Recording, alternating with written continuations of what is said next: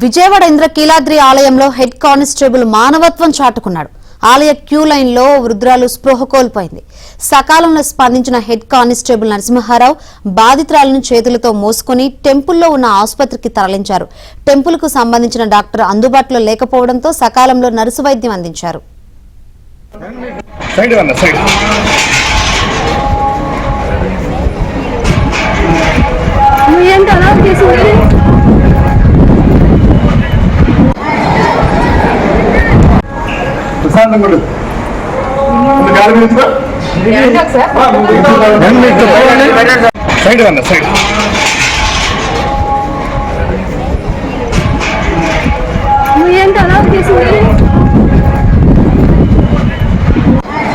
సకాలంలో స్పందించిన head constable Narasimha Rao బాధితురాలను చేతులతో మోసుకుని టెంపుల్లో ఉన్న ఆసుపత్రికి తరలించారు.